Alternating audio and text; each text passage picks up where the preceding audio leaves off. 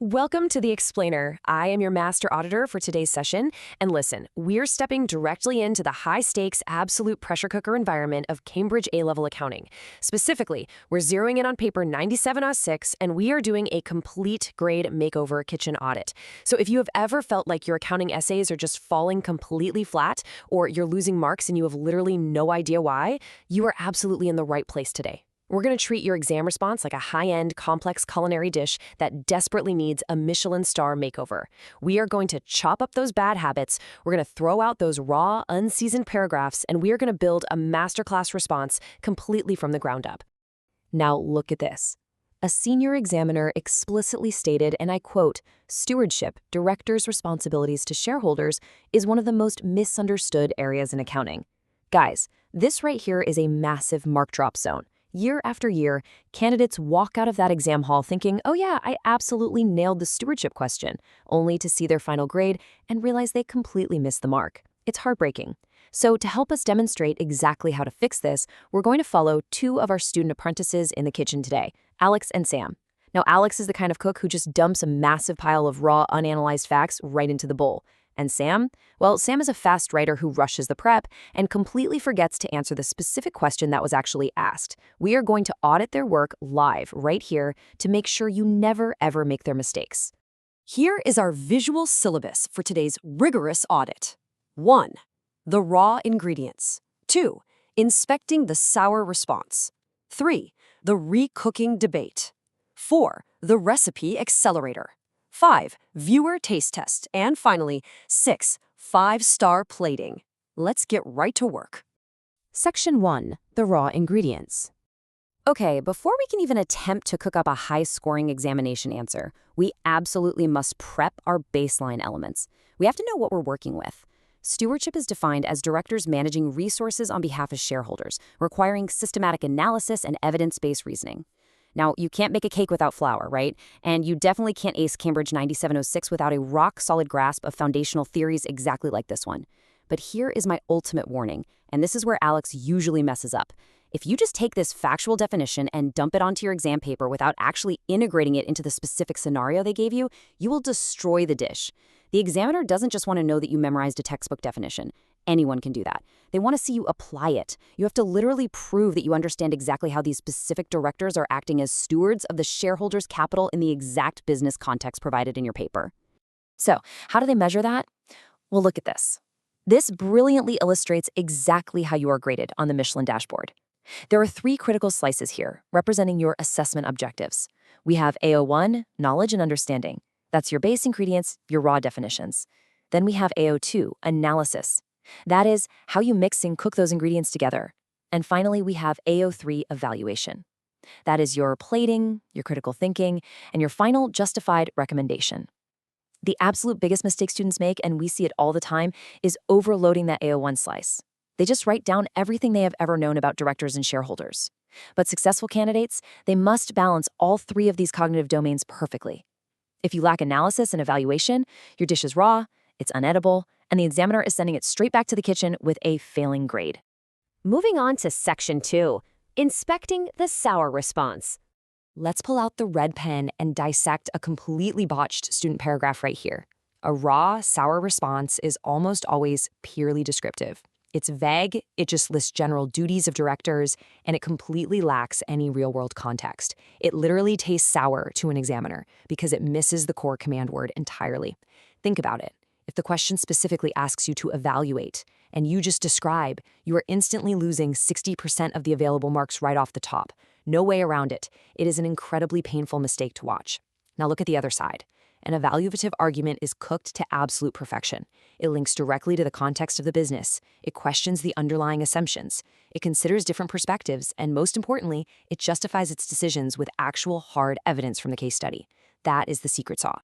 So, you're probably wondering, how do we actually get from a descriptive failure to an evaluative masterpiece? We use a very specific, systematic, 5-step processing sequence. This is your method mark strategy. Step 1, identify key elements from the provided text. What are the raw facts? Step 2, apply the relevant accounting principles. This is where you bring in agency theory or corporate governance codes. Step 3, execute the analysis. Do the math, show clear, logical working. Step 4, verify your results. Take a step back and ask, does this actually make sense for the shareholders? And step 5, present the information in the appropriate format.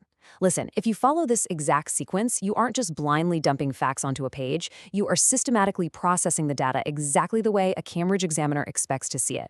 Section 3, the recooking debate. Now, I want to share a critical insight straight from the principal examiner reports. It reveals that candidates referencing cross-topic connections achieve significantly higher marks, period. And this brings us right into our simulated kitchen workspace, where Alex and Sam are frantically trying to rebuild their broken text block under simulated timeline conditions. Alex is over there sweating, trying to overload the essay with heavy terminology. Alex wants to force in every single accounting buzzword possible, thinking that's what sounds smart, but Sam is fighting back. Sam is pushing for causal relationships and cross-topic integrations to secure those high-tier marking bands before the kitchen timer hits 0. And Sam is right. To get top marks, you absolutely need to connect stewardship to other syllabus areas. You have to link things like directors' remuneration directly to profitability ratios, or link their dividend policy to cash flow analysis. You have to rewrite your thesis statement to show exactly why the director's actions impact the shareholders' financial reality. Don't just throw big words around. Build a direct, analytical logic string that the examiner simply cannot argue with. Section 4, the recipe accelerator. Okay, kitchen freeze, stop the clock. Before we unlock this 5-star paragraph structure that is literally going to transform your final grades, you need to optimize your own revision recipe. Take a quick second right now to subscribe to AC Exams at the handle @ACEXams and hit that notification bell so you never miss our weekly grade makeovers. It doesn't matter if you are cooking up results at IGCSE, O-levels, or AS and A-levels, we have the precise structural audits you need to secure those top marks. All right, the timer is back on. Let's fix those dropped evidence links where Alex and Sam just hit a massive structural roadblock. So, our apprentices hit a wall mid-paragraph. Their evidence links completely dropped out, leaving the text totally raw. To fix this, here is the ultimate structural matrix, the deconstruct, solve, evaluate framework. You can think of it like the peel structure. First, deconstruct. You have to identify the given information in the text or table and break it down into logical, manageable steps. Second, solve. You systematically process this data. Maybe you calculate a quick return on capital employed, just to see how the directors are actually performing. Third, evaluate. You check for reasonableness, and you make justified recommendations based on the numbers. Look, this isn't just about spotting a random number on a page. It's about explaining what that exact number means for the shareholders whose real money is on the line. When you blend your facts with this evaluation framework, your text goes from raw to absolutely flawless. Section 5, Viewer Taste Test Arena.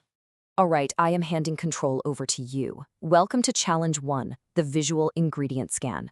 Look at this complex financial data table showing shareholder return metrics.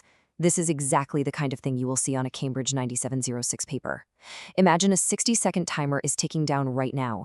You need to extract the single highest value data trend from this table. Go. Look closely at the dividend yield. Now look at the earnings per share. Now look at the director's bonus structures. What is the trend jumping out at you? Remember, the highest value data point isn't always just the biggest number. It's the number that proves whether or not the directors are actually acting as good stewards. If you notice that profits are down, but somehow the directors' bonuses are way up, boom, you have just found your critical evaluation point. That is exactly the kind of spicy insight your essay needs to hit the top marks. Okay, moving right into Challenge 2, Spot the Poisoned Sentence. We have a flawed, medium-tier student response paragraph right here. I'm going to read it, and I want you to tell me exactly where the logic fails. The student wrote, "The directors decided to retain all earnings this year to buy a new factory, which shows good stewardship because factories are good for business." Okay, did you spot the poison? The examiner logic drops right at the end because it completely lacks structural precision. The student didn't actually evaluate the impact on the shareholders. Now, a high-scoring candidate would take that same information and say, while purchasing the factory may increase long-term asset value, retaining all earnings deprives shareholders of their expected dividend yield, potentially causing short-term dissatisfaction and a drop in share price, indicating a conflict in stewardship priorities. Wow. Do you see the difference there? The second response actually uses the data to evaluate the complex relationship. It doesn't just state a basic assumption. Let's wrap it up with Section 6, the 5-star plating.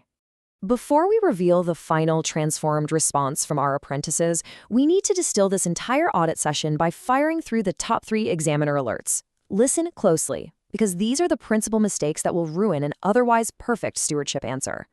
Bullet 1. Vague, non-specific answers. Examiners absolutely hate this. They want specific details, not broad generalizations. Bullet 2. Forgetting format and presentation conventions. Accounting has incredibly strict conventions. If the question specifically asks you for a report, you better write a report. Use proper headings, correct terminology, and clear annotation. And bullet 3, the biggest offender. Answers completely lacking given context. If you write a brilliant, beautifully worded essay about stewardship, but you don't actually mention the specific company in the case study, you fail the objective entirely. And that brilliantly illustrates our ultimate unbreakable rule. Generic answers are fatal. Always, always link every single point to the given scenario. I cannot stress this enough. Context is the undisputed king of the grading rubric.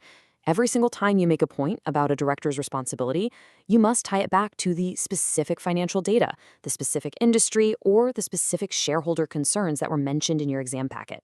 Never, ever serve a generic, out-of-the-box answer. It just won't cut it. So by stripping away those raw definitions, by rigorously applying the deconstruct, solve, evaluate framework, and by linking every single detail directly to the context, Alex and Sam have completely transformed their response. Look at that. Their Michelin dashboard meters have maxed out, and they have achieved a 100% perfect score for their rebuild response. This just proves the absolute power of systematic analysis and evidence-based reasoning. When you process the information exactly the way the examiner demands, the marks just naturally follow. It's a beautiful thing to see. And that brings us to the end of our grade makeover kitchen audit. So I have to ask, which Cambridge subject and level, whether it's IGCS, O-levels, AS, or A-level, are you preparing to conquer next? I want you to drop a comment below right now and let me know exactly what exam you're targeting. And hey, if this explainer helps you finally understand how to structure those massive, high-tariff stewardship questions, make sure you subscribe to @AC_Exams and absolutely smash that notification bell. We are serving up weekly masterclasses just like this one to make sure your grades are always 5-star. Thank you so much for joining the audit today, and I'll see you in the next explainer. Keep cooking.